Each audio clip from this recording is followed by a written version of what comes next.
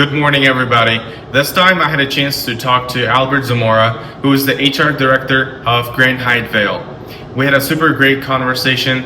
I hope this is going to be helpful for anybody who's going to interview for a job and for HR practitioners who want to improve their skills. Please enjoy the interview. My name is Albert Zamora. I'm currently the Human Resources Director at the Grand Hyatt in Vail, Colorado.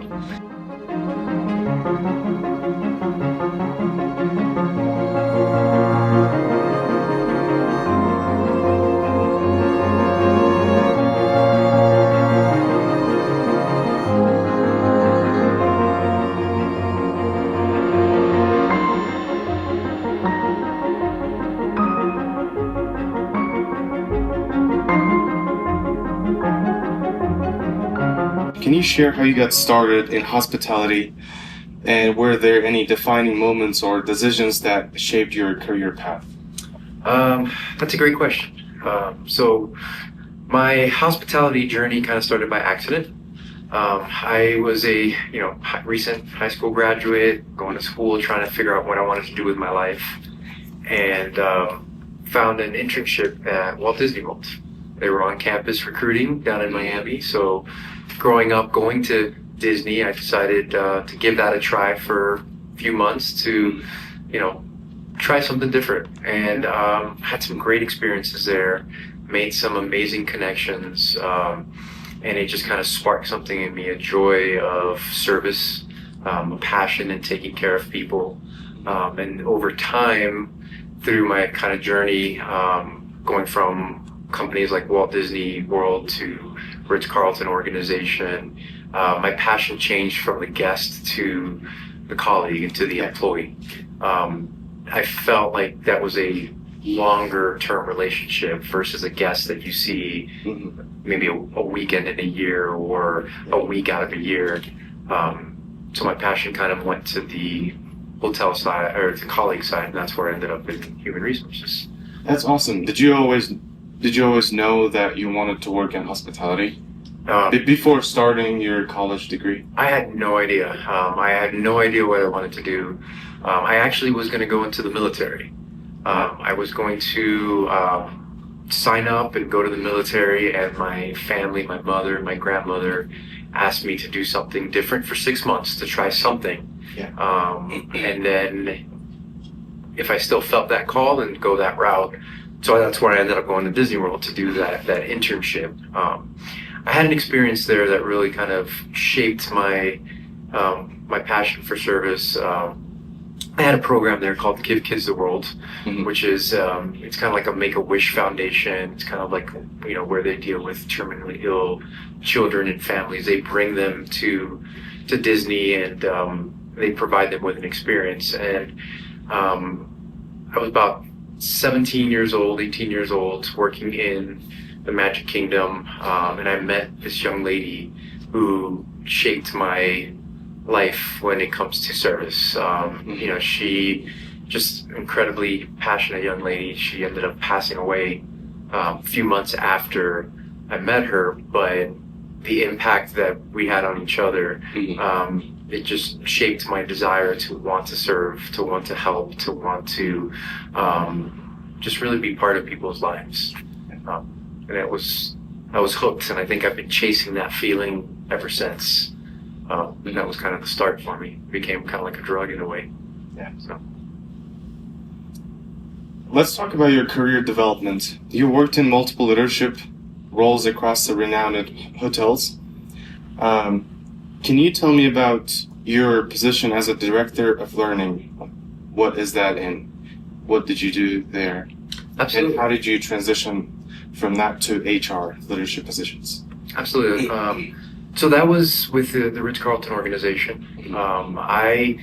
So from Disney, I spent time in Disney working in Magic Kingdom, and then I spent some years in a hotel, so front desk, guest services. I transitioned because I wanted to finish school, so I transitioned to the Ritz-Carlton organization, where I started in guest services. So a lot of front-facing guest interactions. Became a front of house manager, dealing with a lot of guest issues and guest opportunities and how to help resolve those guest opportunities. So I kind of got some good experience and some learning opportunities on how to deal with problem resolution. At the time at the Ritz-Carlton Key Biscayne, they were looking to enhance their training program on problem resolution. So I was kind of asked to help with training colleagues and training employees on how to deal with guest concerns and guest issues and how to resolve those. So that kind of transitioned into a role in training as a director of learning and becoming that role for the Ritz-Carlton property of everything from new hire orientation to problem resolution training to service training. So just kind of developing and running the program for training. It's a pretty great program because it was in partnership with the quality team. So really using data to drive the training needs and understand where we need to be emphasizing our training opportunities and what do we need to be growing on, and understanding the guest voice and the colleague voice and the employee voice to understand where we can support from the training side. And then that position happened to report to human resources, so that's where I started getting more exposure to the HR world, and that's when I started realizing that through human resources, I could have a long-term impact. I could see an employee grow their career. Seeing somebody, I hired a doorman, for example, and seeing them become a rooms exec, and over time, that became very fulfilling for me. And so that's how kind of that director of learning role transitioned into human resources. That's awesome. So let's talk about building culture. In your experience managing HR for luxury hotels, how do you foster a strong organizational culture that aligns with the brand standards? Like, working in HR is interesting because you have people with their own goals, and then you have organization with their own goals. How do you work to align that two entities' goals into one and make them both better off? That's a fantastic question. A lot to that question, but I think first thing I would say is for the building culture piece, one of the things that I like to say and I try to practice is that what we do in the back of the house should we practice and mirror what we do in the front of the house. So what I mean by that is that the way we treat our employees, the way that we set expectations, the way that we talk to them, the way that we deal with them should be a mirror to the way that we expect them to talk to guests. So if an employee comes in with a problem, my answer should not be no. It should be, let's work through it. Let's figure out how to get to yes, or figure out what those options are. The same as we should do with the guest. So making them feel welcome, making them feel special. I'm a big believer in building culture by relationships and by practice and understanding what those goals are for your colleagues. What are they looking for? What is it that they want to do so that you can help them get to that goal? I think what you can learn in hospitality, what you can learn in hotels applies to any career. I'll give you an example. We have a student now working for us he's studying to become a doctor. In a conversation with him, it's like, hey, do you understand that what you're learning now, you're learning bedside manner for when you're a doctor. You're learning how to have a difficult conversation with a patient. You're learning how to deal with, patients from all over the world in different atmospheres. You're learning that through what you do.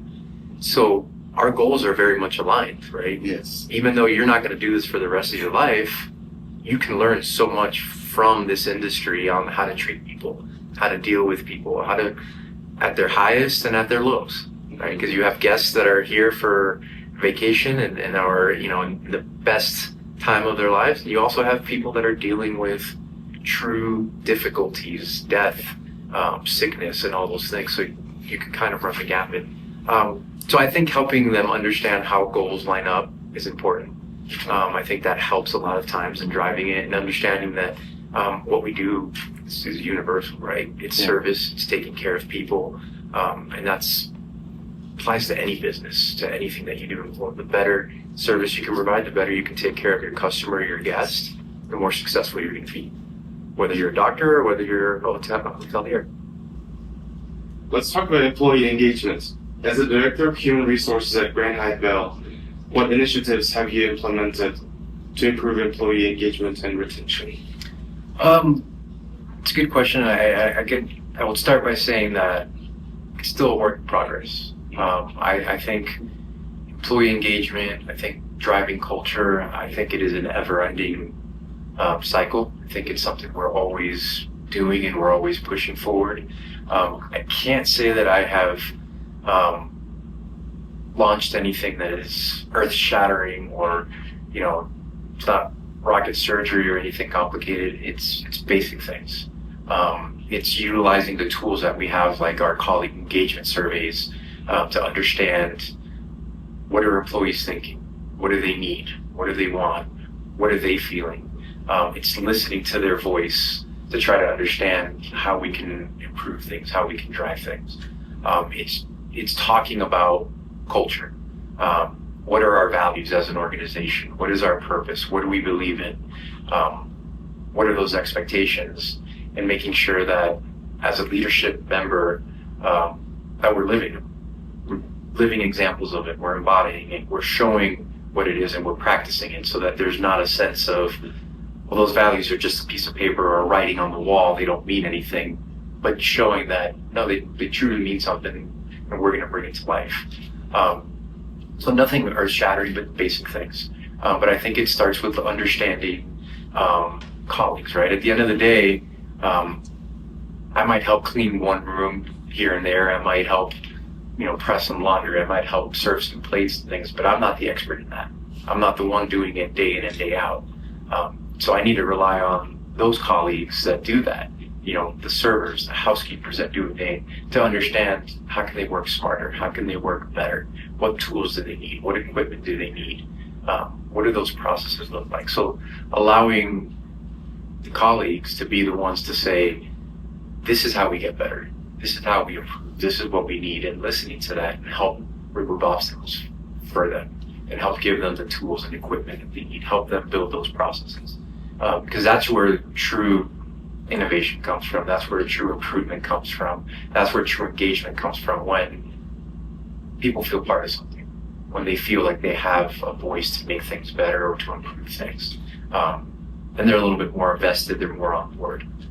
So those are just a few of the things, right? Is listening to, our colleagues through the engagement survey, trying to live the values and understand them, trying to recognize people doing those things, trying to focus more on recognition.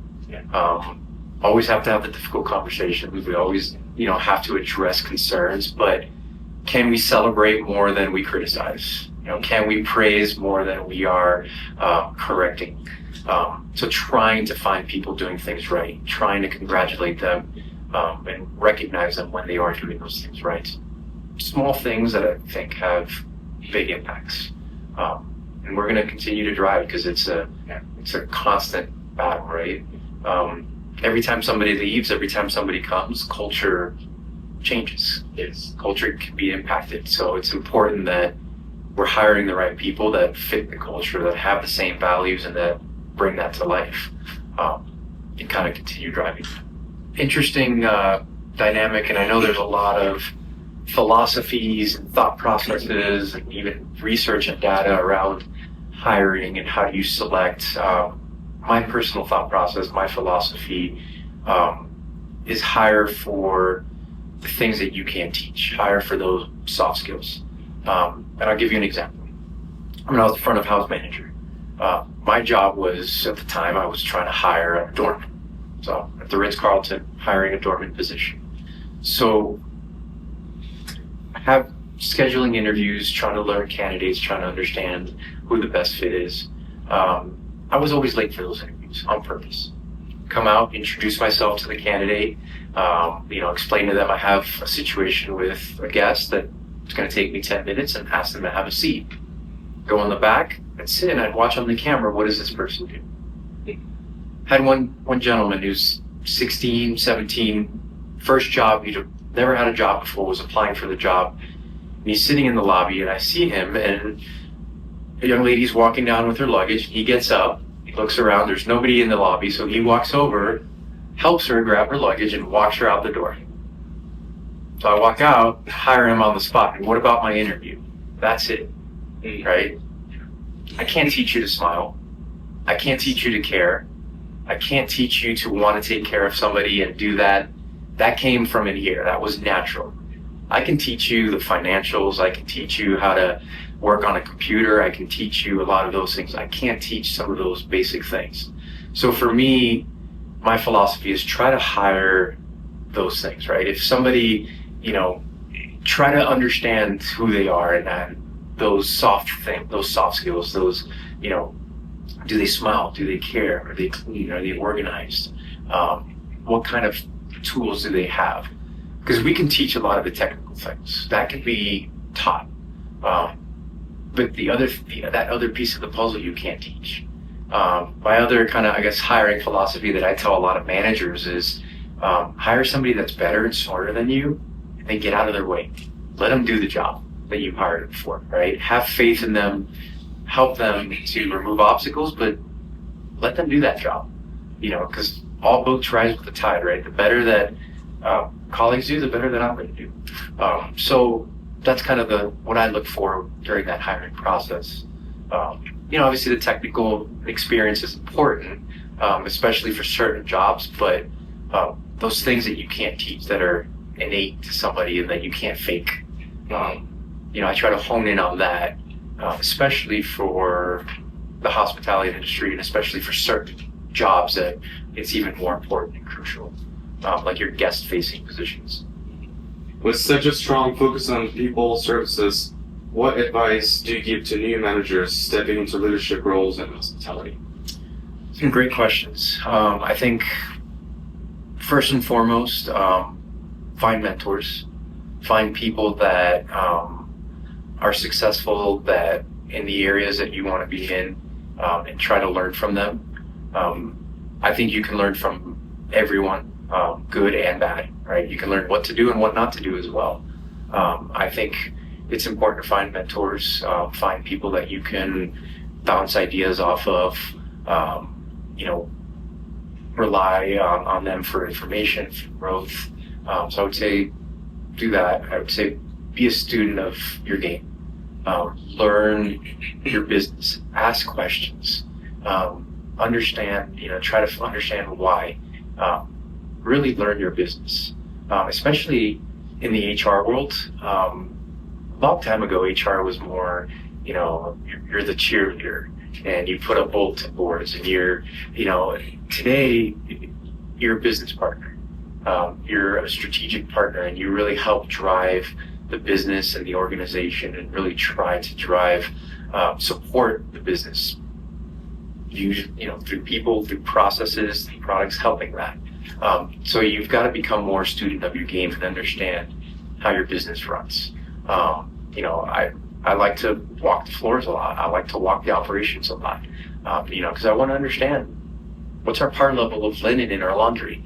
I want to understand about covers in the restaurant, because if I can understand the business, I can understand the needs, I can understand the qualities of colleagues and the employees that we need to hire and find. So it makes me a better partner to my operational leaders.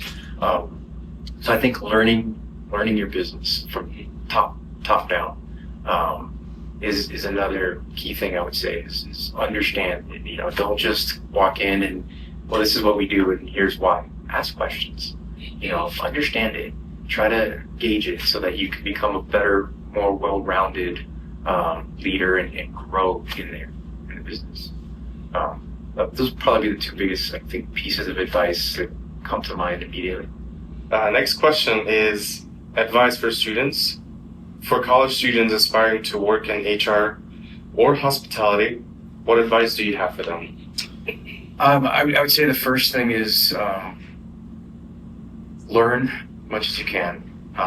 Take classes, go to school, but at the same time also get some experience.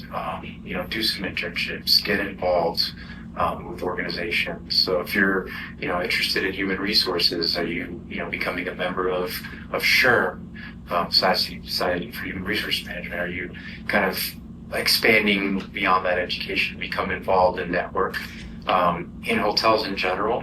I'd say get into the hotel business. Jump in, become a front desk agent, become a housekeeper, become a food and beverage server, get some experience while you're, in school, even if it's part-time, but just understand, again, learning business, learning what we do, getting some of that hands-on experience so that you can make the connections better with what you're learning in class. And it kind of helps those connections. It helps you learn the business, helps you network and kind of gain some experience, ability to move around. It's an amazing industry. And the world is the limit, the sky's the limit, right? You can go anywhere in the world with it. You can grow to whatever level you want to grow to. There's so many success stories of, individuals starting as servers. I started as a bellman. I started as somebody taking tickets in a theme park. And over time, I've been able to get to, director of human resources and even beyond, depending on, where I want to go next.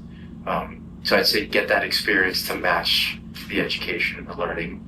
And again, back to earlier, finding mentors, finding people to help guide you that know what you're looking to accomplish, where you want to be, where your passions are, so that they can also help you get to where you want to go and guide you.